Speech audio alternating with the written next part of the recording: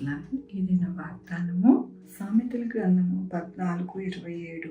యెహోవా యందు భయభక్తులు కలిగి ఉండుట జీవపు ఊట, అది మరణపాశముల నుండి విడిపించును. ఎంత గొప్ప వాగ్దానాన్ని దేవుడు మనకి అనుగ్రహిస్తూ ఉన్నారండి. ఏమని సెలవిస్తూ ఉన్నారు అంటే, ఆయన యందు భయభక్తులు కలిగి ఉన్న వారికి వారి యొక్క జీవితము జీవపు ఊటగా, అది మరణపాశము నుండి వారిని విడిపించును అంటూ ఉన్నారు. మన యొక్క జీవితాలలో ఈ యొక్క దినములలో ఎన్నో ఇబ్బందులు, ఎన్నో కష్టములు, ఎంతో వ్యాధులు, అలాగే క్యాన్సర్ అని, ఎయిడ్స్ అని, అనేకమైన భయంకరమైన వ్యాధులు, వాటిని అన్నిటి నుండి విడుదల అనుగ్రహించే దేవుడుగా మన దేవుడు ఉన్నారు. ఎప్పుడు అంటే ఆయన యందు భయభక్తులు కలిగి ఉండుట జీవపు ఊటగా ఉంటూ ఉన్నారు అని దేవుడు సెలవిస్తూ ఉన్నారు. జీవపు ఊట అనగా ఆయన మన యొక్క జీవితంలో ఆ యొక్క పరిస్థితులన్నింటినీ కూడా చక్కపరిచి చక్కగా మనలను బాగు చేసేవారిగా ఉంటారు అని దేవుడు సెలవిస్తూ ఉన్నారు.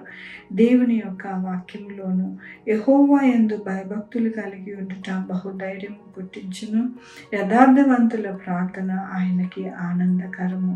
దేవుని యొక్క వాక్యం ఏమని సెలవిస్తూ ఉన్నది అంటే, మన యొక్క రోగములో నుండి, మన యొక్క వ్యాధిలో నుండి, మన యొక్క జీవితాలలో దేవుని యందు భయభక్తులు ఎవరైతే కలిగి ఉంటారో వారికి బహుధైర్యము పుట్టిస్తుందంట. వారి యొక్క ప్రార్థన కూడా దేవునికి ఆనందకరముగా ఉంటుందంట. దేవుడు ఆనందించిన వారు బహుమానము ఇవ్వక మానరు కదండి.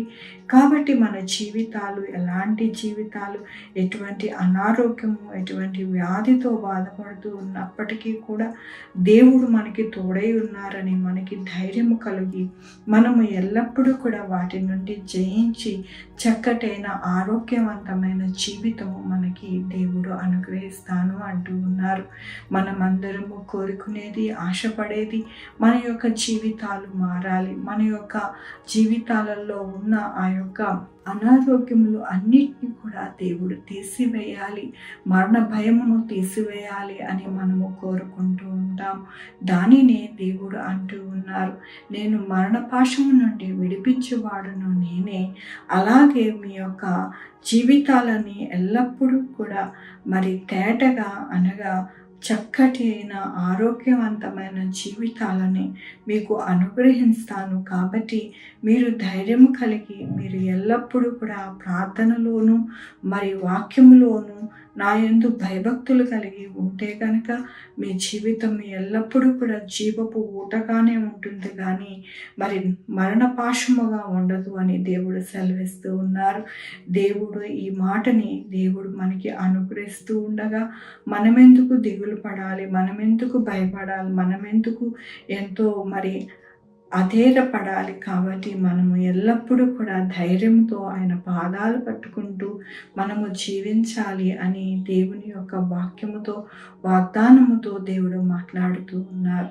మనల్ని బాగు చేయవారు, ఎందుకంటే ఆయన చేతులతో మనల్ని నిర్మించుకున్నారు. కాబట్టి ఆయనకి సమస్తమును సాధ్యమే. మనల్ని ఎంతగానో ఆరోగ్యపరచడానికి ఆయన యొక్క చెయ్య కొరస కాదు. కాబట్టి మన జీవితంలో ఎల్లప్పుడూ కూడా మనము అధైర్యపడకుండా, నిరుత్సాహపడకుండా దేవుని వైపు చూసి మనము ఎంతగానో ఆరోగ్యవంతులుగా అవ్వాలని దేవుడు ఈ దినమున సెలవిస్తూ ఉన్నందుకు దేవునికి వందనాలు చెల్లిస్తూ ఉన్నాను. ఈ దినము నా పుట్టినరోజు, పెళ్లి రోజు, అనేక శుభదినములు చేసుకుంటున్న వారందరికీ కూడా నిండారుగా శుభాకాంక్షలు తెలియజేస్తూ ఉన్నానండి. మీ జీవితంలో దేవుని యొక్క ఆశీర్వాదము, ఆయన బహుమానము, ఆయన ధననిధి మీకు అనుగ్రహింపబడును గాక. ప్రార్థించుకుందామండి. యెహోవా దేవా, నా తండ్రి, నా ప్రభు, మీ కృపా కనికరస్తాను బట్టి నీకు వందనాలు, స్తుతులు, స్తోత్రం చెల్లించుకుంటున్నాను. గొప్ప దేవుడిగా మీరున్నారు నాయన. ఎవరికైతే అనారోగ్యంతో బాధపడుతూ ఉన్నారో, ఎవరికైతే ఇబ్బందికరమైన వారి జీవితం ఉందో వారికి చక్కటి ఆరోగ్యం ఇస్తా అంటున్నారు. మీకు వందనాలు నాయన. నా తండ్రి, ఈ దినమున నాయన పుట్టినరోజు, అనేక శుభదినములు చేసుకుంటున్నా పెళ్లి రోజు చేసుకుంటున్న వారిని దీవించండి, ఆశీర్వదించండి ప్రభా. వారికి మీ యొక్క నిండైన కృపను, బహుమానాలను వారికి అనుగ్రహించండి. మా కొరకు ప్రార్థించమన్న వారిని వారి యొక్క బిడ్డల భవిష్యత్తు, ఆరోగ్యము, వారి పనులు, వారి ఉద్యోగము, వారి వ్యాపారం తోడై ఉండండి. Sugar, BP, thyroid, heart problem, kidney problem, AIDS, cancer, నరాలహిత, పెరాలసిస్, క్యాన్సర్, ప్రతి విధమైన అనారోగ్యాన్ని స్వస్థపరచండి. స్వస్థపరిచే యెహోవా నేనన్న మీ కృపను వేడుకుంటున్నానయ్యా. బిడ్డలు రాకపోకలు తోడై ఉండండి నాయన. బిడ్డలు లేని వారి బిడ్డలు దయచేయండి. బిడ్డలకి సుఖమైన కాన్పు దయచేసి తల్లి బిడ్డ క్షేమం దానికి సహాయం చేయండి. 2-వీలర్, 4-వీలర్, బస్సెస్, ట్రైన్స్, ఏరోప్లేన్లో ప్రయాణం చేస్తుండే ప్రతి ఒక్కరికి సురక్షితమైన ప్రయాణం దయచేయండి నా ప్రభా. నాయన నా తండ్రి, కాంపిటేటివ్ ఎగ్జామ్స్కి ప్రిపేర్ అవుతున్న వారికి తోడై ఉండండి. జ్ఞానం ఇవ్వండి. చక్కటి ఎగ్జామ్స్ రాయడానికి సహాయం చేయండి నా ప్రభా.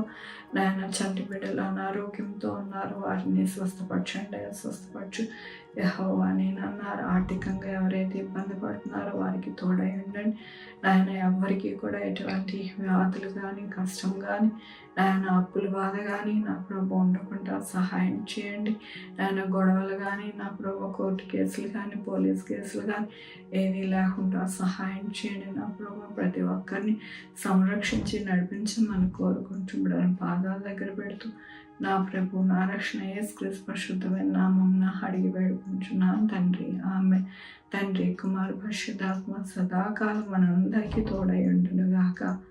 ఆమెన్. God bless you.